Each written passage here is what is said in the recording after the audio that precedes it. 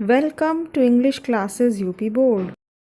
Hello everyone, आज इस video में बेटा हम बात करेंगे ट्रांसलेशन की। ट्रांसलेशन हमारे यूपी बोर्ड के बच्चों के लिए सीखना बहुत जरूरी है, क्योंकि हिंदी बेस होने की वजह से हमें हिंदी से इंग्लिश ट्रांसलेट करना आना बहुत जरूरी है और ये ट्रांसलेशन ही हमारी इंग्लिश स्पीकिंग को बढ़ाता है। हम ट्रांसलेशन के माध्यम से ही इंग्लिश को बोलना और लिखना सीख पाते हैं। इसके लिए हमें सबसे पहले जो ट्रांसलेशन में काम आते हैं उसको सीखने में वो 4 शब्द हैं और उन 4 शब्दों के मीनिंग को समझना बहुत जरूरी है। आज इस वीडियो में मैं उन 4 शब्दों को ही बताना चाहती हूँ। सबसे पहले हमारा सबसे पहला शब्द है सब्जेक्ट। सब्जेक्ट का हिंदी मीनिंग है कर्ता।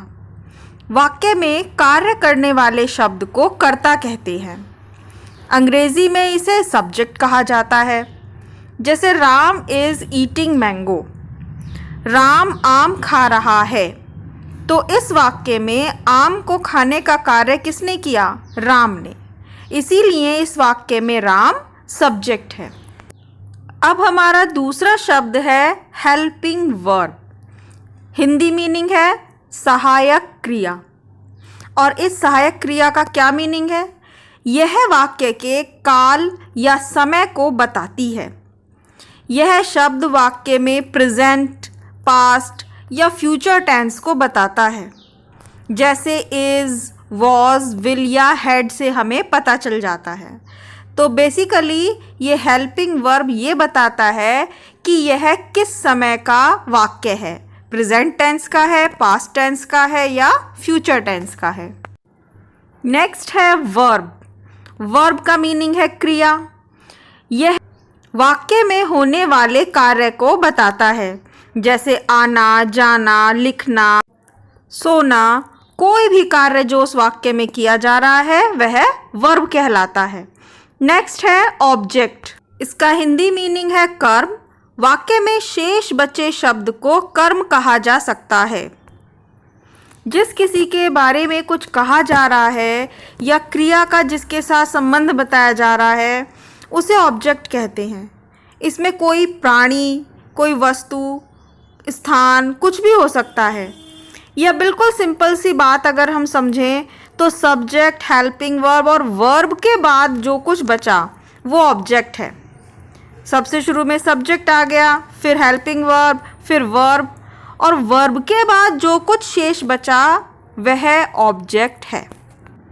अब आप इस वाक्य को पढ़िए। Ram is eating a mango. Ram एक आम खा रहा है। इसमें आम खाने का कार्य किसने किया? राम ने। इसीलिए यह राम सब्जेक्ट कहलाएगा। इंग्लिश भाषा में अब हम इसे राम को सब्जेक्ट कहेंगे। नेक्स्ट है इज़। इज़ का मतलब ये बताता है कि यह सेंटेंस वर्तमान काल का है, प्रेजेंट टेंस का है। इज़ मीन्स है, तो इसीलिए इज़ बन गई हेल्पिंग वर्ब। हेल्पिंग वर्ब जो समय बताती है, इसीलिए इज़ हेल्पिंग वर्ब है। अब नेक्स्ट है ईटिंग। ईटिंग मतलब खा रहा है और ये खाना एक क्रिया है, तो इसे हम कहेंगे वर्ब। और नेक्स्ट है ए मैंगो, एक आम। ये आम एक वस्तु है और राम क्या काम कर रहा है?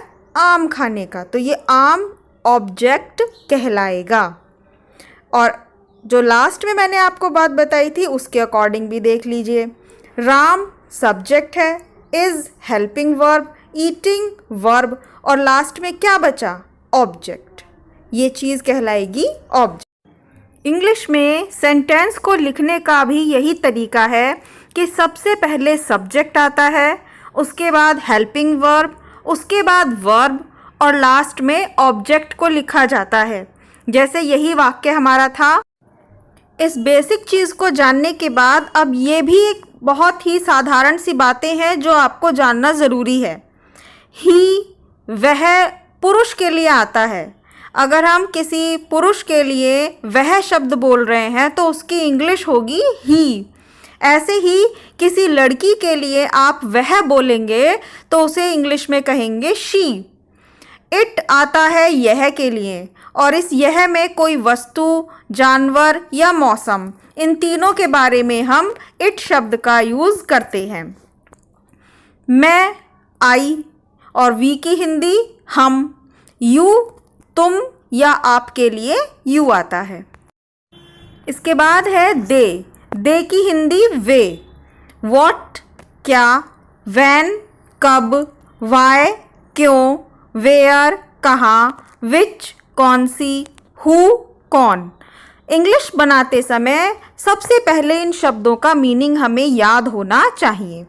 और आसानी से आगे की ट्रांसलेशन सीखने के लिए इस चैनल को सब्सक्राइब करना ना भूलें।